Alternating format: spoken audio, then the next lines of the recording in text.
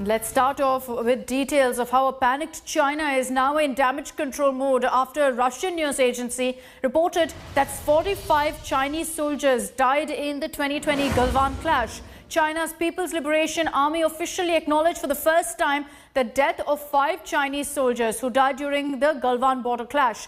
The bloody Galwan clash had happened in June last year with Indian troops in eastern Ladakh. 8 days ago, Russian government-owned news agency TASS had published an article saying China had lost 45 troops at Galwan, and China has come out to claim that they've only lost 5 troops. This comes 8 months after China initially had even refused to disclose any details of the casualties they'd suffered in that bloodied fight with India. While India has mourned the martyrdom of 20 of our braves, Beijing had acknowledged casualties only to save face. This admission now by the PLA also coincides with the disengagement of troops by both sides at the north and south banks of the Pangong Lake.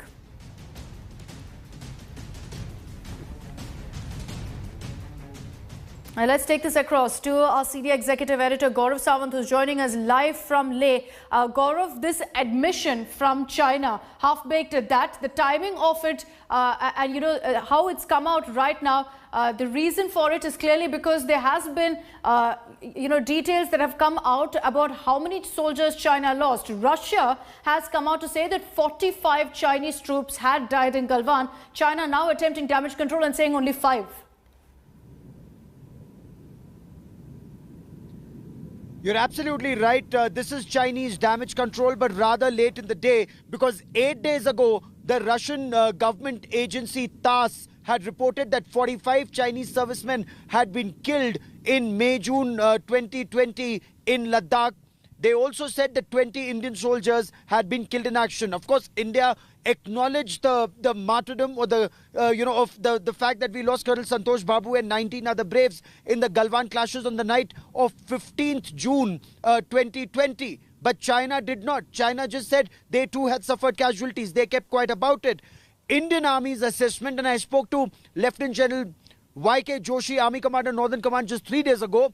India's assessment is anything between 45 to 60. 60 stretchers were being carried away by the Chinese the next day. And remember, these Chinese soldiers were in the same icy waters of Galwan. So if hypothermia caused casualties on the Indian side, there is no reason to believe that hypothermia caused no casualties on the Chinese side.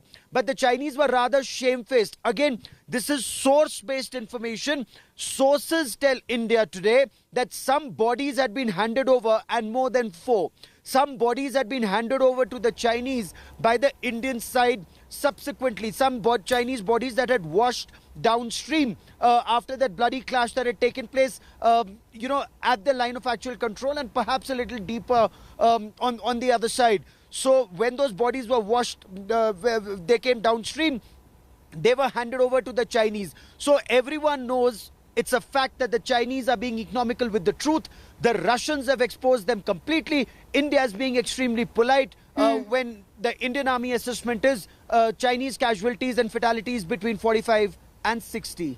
Gaurav, you mentioned your conversation with Lieutenant General Y.K. Joshi. We're going to play out excerpts of that as well. But are we really surprised by this reaction from China? Beijing has made this sort of a habit that, when there is any such incident, they tend to hide their casualty count, they tend to hide the truth. And this is perhaps the latest example of that. You're absolutely right. China was under pressure, because how could China, a power that claimed to be a global power, a country that wanted to take on the United States by 2050 and be superior to the United States, not only be held back at the line of actual control, but be forced to retreat at the line of actual control by the Indian Army.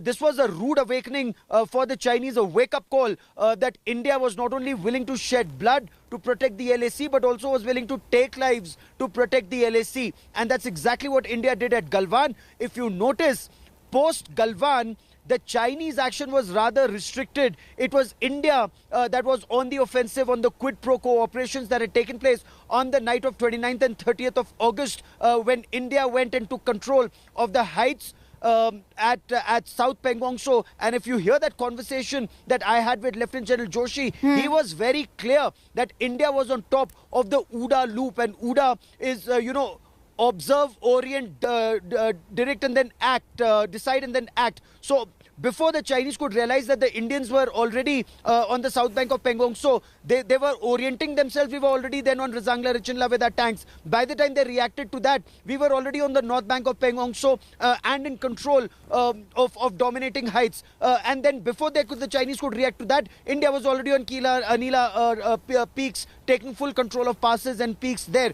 So, the Chinese were only reacting, and now that's why perhaps there is a negotiation and they are relenting and disengaging. But this is only disengagement. They are not de-inducting, and there is no de-escalation just as yet. Okay, Gaurav, stay with me. I just want to play out that conversation, excerpts of the conversation that you had with Lieutenant General Y.K. Joshi, the Indian Army's commander, who, remember, had led the offensive and defensive tactical strategic operations against the People's Liberation Army. Here are some excerpts of that exclusive conversation.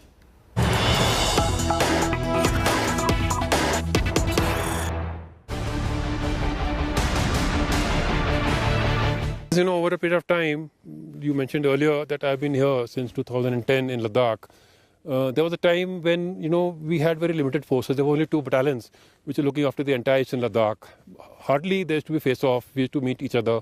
But over a period of time, as our focus is changing towards the northern borders, our infrastructure has improved in a very big way. Our force levels have improved in a very big way. We are now able to dominate our perception of the LAC in a better manner. So this he was looking as a threat. And now I feel that as the clarification of the LAC is drawing closer, as I feel that he is understanding, so he is wanting to push as west as possible his claim line, so that when we sit down and sort of talk, he's able to gain more areas. So probably that is the reason why he was trying to shift westwards. But then he got the message, that we will not allow unilateral change of the status quo on the LAC using force, despite the agreements that we have. Once we launched the, quid pro quo actions and we went and occupied Razangla, Richinla, the amount of armor and mechanized forces we moved on the ridgeline. And then, the PLA reacted once they got the OODA cycle right. And then when their armor was sort of moving up and we had our red lines, absolutely clearly drawn, that was the time the moment was very, very tense. Balloon could have gone up any time. And it is the maturity, actually, of the Indian Army, the soldier who's sitting on the ground, with his rocket launcher, and the tank man with his, gunner, and the crosshairs, he sees the adversary's tank coming up, close to him. The easiest thing he has to do is press the trigger and open fire, which is a no-brainer, that is what we're taught in our training institutions, But to not press the trigger is what requires courage and maturity and grit and determination, And that is the time when we were able to stop him, without sort of opening fire. Over a period of time, as our focus is changing towards the northern borders, our infrastructure has improved in a very big way. Our force levels have improved in a very big way. We are now able to dominate our perception of the LAC in a better manner. So this he was looking as a threat. And now I feel that as the clarification of the LAC is drawing closer, as I feel that he is understanding, so he is wanting to push as west as possible his claim line, so that when we sit down and sort of talk, he's able to gain more areas. So probably that is the reason why he was trying to shift westwards. But then he got the message, that we will not allow unilateral change of the status quo on the LAC using force, despite the agreements that we have. So that is the exclusive conversation that we had with Lieutenant General Y.K. Joshi. But let me take this back across to Gaurav Sawant, particularly on what China has said now, finally saying that they lost 5 soldiers in the Galwan clash. And Gaurav, why has China come out with a statement now? It's been 8 months since that incident at Galwan. Back then, China said that yes, there were casualties. They were very vague about it, refused to put out any numbers. The fact that now they've come out to say that we've lost 5 troops, far from the truth, of course, because we've also gotten a lot of information that it's somewhere between 40 to 45. The fact that they're even coming out now to say that, we've lost 5 troops shows that they are perhaps under a lot of pressure. You're absolutely right. They are under pressure. they're under pressure internally.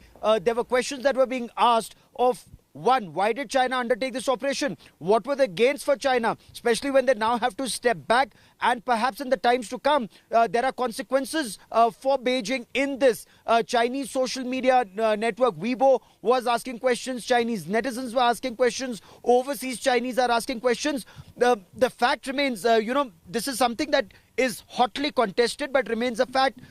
China, till some time back, continued to follow the one-child policy. And if that one child is killed in action, there are two sets of grandparents who have absolutely no one to fall back on. If that child is married, if that soldier is married, then there's another added set of grandparents to look after. Then those are the people who actually end up asking questions that why are our sons dying at the borders, and for which China has absolutely no explanation. There are reports that seem to indicate that they're having hardships at the line of actual control. It still remains to be seen. It may well be in the realm of speculation, but after TASS, the Russian government agency came out with a figure of 45. China was under tremendous pressure. And while they've put out this information that, they've lost 5 soldiers, and it may seem to be an admission, it's far from the truth. This is perhaps not even half-baked truth. It's an inch of really the truth of how many soldiers China has lost in the Galwan clash. Gaurav, thank you very much for joining us live there with all the latest updates. As we continue to get you the latest reactions on that story. Hello everyone, this is Rahul Kamal here. Hope you enjoyed this video. For the latest news and analysis, like and subscribe the India Today YouTube channel, and don't forget to press the bell icon to stay updated.